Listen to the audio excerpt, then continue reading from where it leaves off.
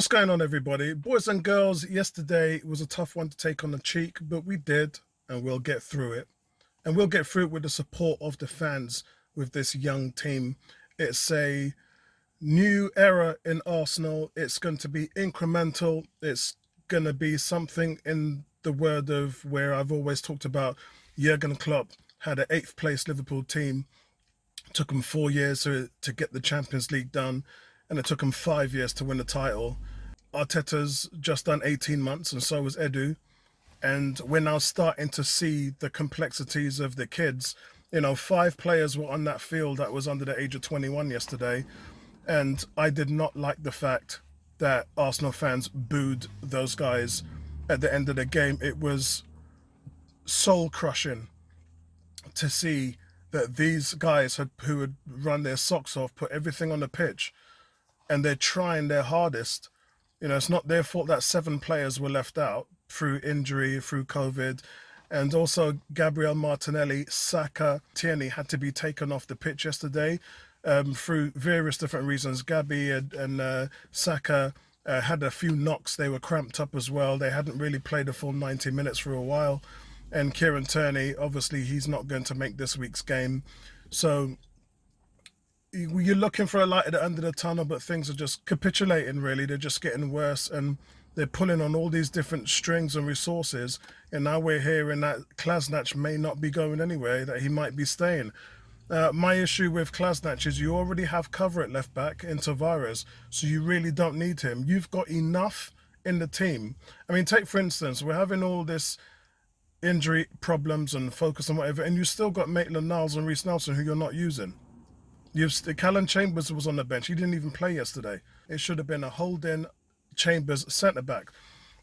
What could have we have done different from yesterday to help the cause? Well, I think we shouldn't have tried to penetrate the Tierney and Suarez too much on the wing backs, because they were exposed on the back end. We were getting eaten alive by Chelsea on the flanks. But most importantly, I think you should have put Rob Holding on Lukaku at the beginning of the game, not after an hour. He looked really, after an hour, he started to really nullify what Lukaku was doing. He got really tight on him, and it's a gamble. Sol Campbell was talking about you can't play too far off or too close to the guy, because he's the complete striker now. There's no two ways about it. And this isn't down to Arsenal. He'll do that to just about every defensive pairing in the league. It's just who he is. He's world class. So I think a lot of the criticism that Arsenal faced yesterday was because Murray didn't do a good job on him. And Holding did. And I keep telling you guys, Holding is that guy. He may have some deficiencies, but they're not defensive deficiencies. He doesn't play the ball out the back very well, and he did that yesterday as well too. He took his time, he had good poise, and played the ball into Sambi. Notice he wasn't really looking for Xhaka too much yesterday, but a lot of the balls he was looking for was to Sambi, and Sambi's speed of thought and the quick turning, the vision to go and spot the pass and move the ball forward was something which was a delight to see. So I'm not really understanding why some decisions were made yesterday in regards to Pablo Mari, but maybe that's going to change. Maybe we'll see what happens with West Brom and Man City moving forward. But time to really sort of reflect on yesterday. I did want to talk about it in a podcast, but I thought I'd leave it for a separate video.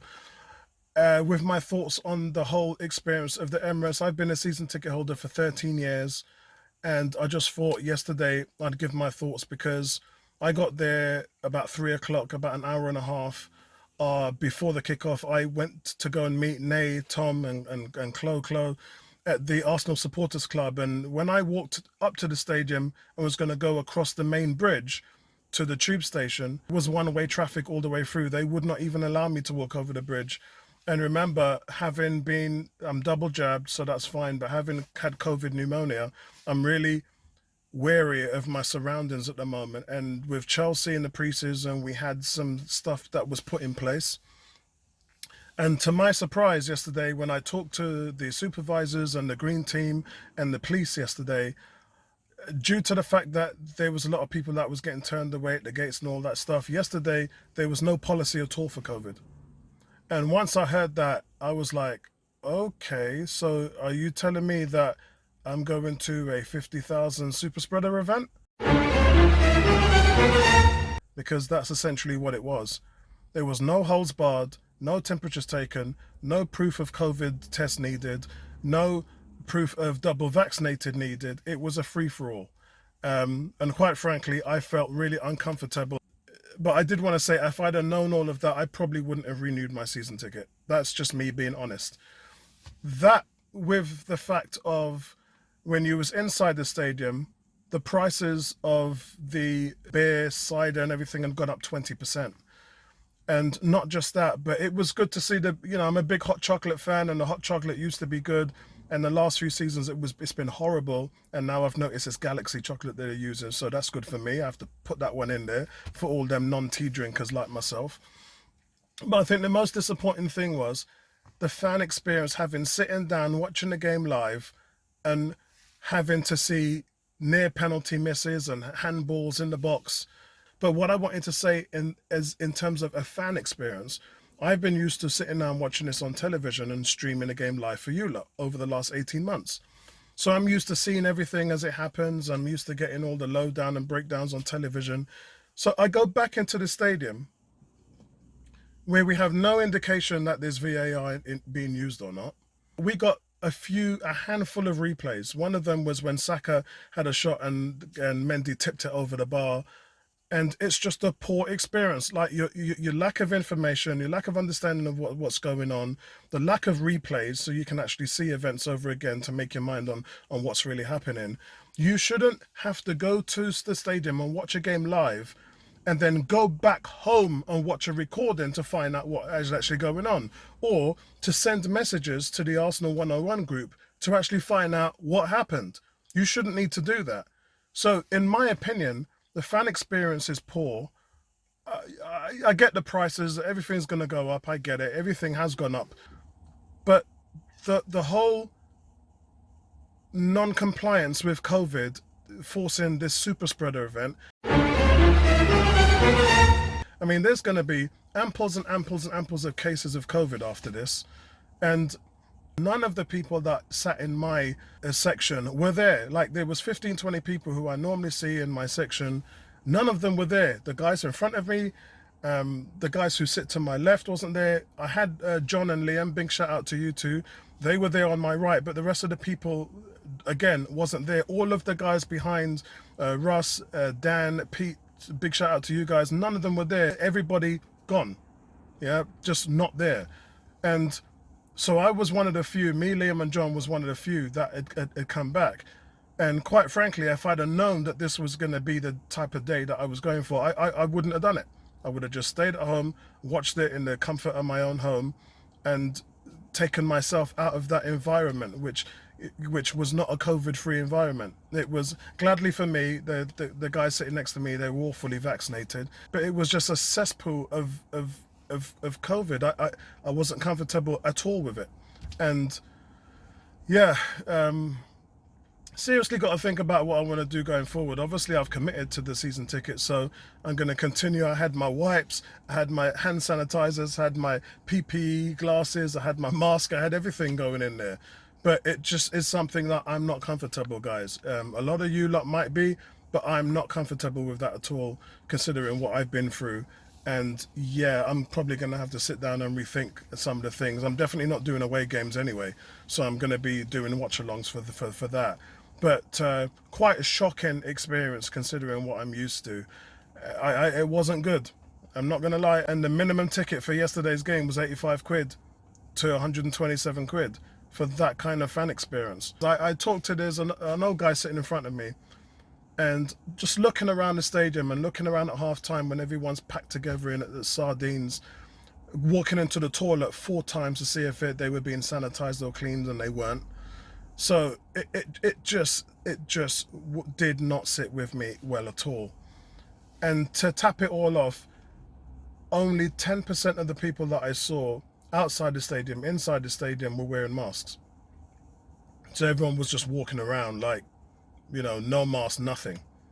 Yeah, hardly saw any cleaning at all, wiping down or anything like that. Yeah, so guys, I mean, if that's your type of thing, fair play, all the power to you. But for the other guys who care about their health and well-being, it's not a good situation. Yeah, so I just really wanted to cover that off with you guys. And West Brom next. Looking forward to seeing what they do, who they play. Like to see a few guys like Reece Nelson get a good run out as well. And like to see Maitland-Niles play. I don't know whether they're going to play Bellerin. I don't know whether El Nene might start. He might get a game. They might play Klasnach. I really don't know, guys. Balogun might start. I really don't know. I really have no idea what they're going to do. 7, 8 players out with injuries or COVID protocol. It's a nightmare. And I know people are saying, yeah, you know, whatever, it's not important. But if you take 7 or 8 players out of West Brom or Man City, even though Man City's got 2 teams anyway, or Chelsea or anything to that respect, then you're going to see a drop off in performance. That's it. It's no two ways about it. That's just the nature of the beast. So Arteta, you guys already know, I'm not Arteta out. But I have to say, the amount of bashing that they got yesterday, considering the situation they were in to playing those 5 young kids on the pitch yesterday, it's not something that they envisioned that they were going to do. You spent all that money, 130 million. Odegaard weren't allowed to be on the pitch yesterday. Ben White was in COVID. Ramsdale's a backup. Sambi and Tavares was really the only 2 real signings that you had on there, and they only account for 25 million. So yeah, it's a tough one to take on the chin, but it will improve, and that's why I'm saying to you guys, things will get better. We'll be able to get more bums on seats. Players will come back. Thomas Partey will be in the middle. Big shout out to Daniel as well. It was good to see Thomas Partey in the club section yesterday. But yeah, it's unfortunate that we are in this position, and we're just going to have to ride the wave and roll with the punches. And our fans are not good at sucking that up. They're not good at it. Yeah. I made a comment today about when it took Liverpool all that time finishing 8th and all the 4 or 5 years in order for them to do it. Their fans weren't moaning. You didn't see their fans protesting and whinging and moaning after the game on social media and YouTube every single game in meltdown, saying for the manager to go and all that stuff, and he ain't getting it done and things like that. You didn't hear them saying that. But with Arsenal, it's like every single game.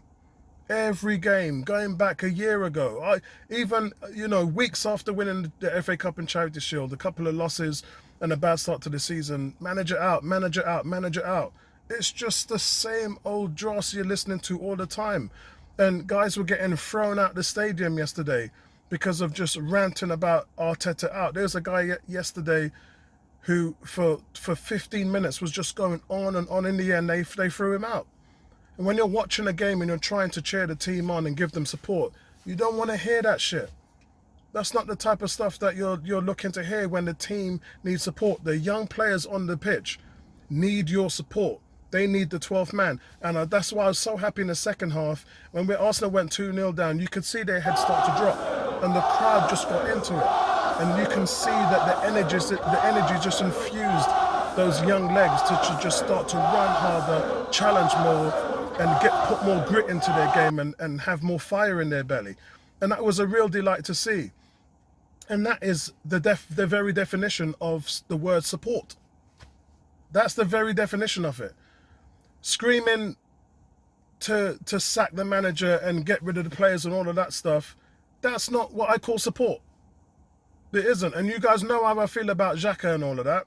And there was plenty people. There was a whole heap of people screaming at Xhaka yesterday. I am boycotting the players, so I ain't saying nothing. But it was just constant. And it's not good for the fan experience. I'm sitting down there thinking, if I was a fan, that was my first time experience at the Emirates, I would never go back. After being open to what I was yesterday, with the dysfunctional meltdown fans, the poor COVID protocols, the prices that you had to pay for that experience. Imagine £127 for that ticket. And then you got to pay your travel tube fare. You got to pay extortionate, £6 for a beer or cider. And that's just for one. And you're looking at, for the whole day experience, that's £150 each. each. So yeah, I'm gonna leave it over to you guys. I'm just here to bring the message. I'm just here to give you what I experienced. What you do with that information, guys, is completely up to you. But I gotta say it how I saw it, and it wasn't great. It wasn't great. But anyway, we move on to West Brom, and I'll pick it up with you guys. I will be doing the live watch along for that. Where we are you on board with the program? Are you just going to spend the rest of the season ranting and meltdown because you expected us to be in the top four? Let me know where you guys are. Yeah? All the best, man. Peace out, guys.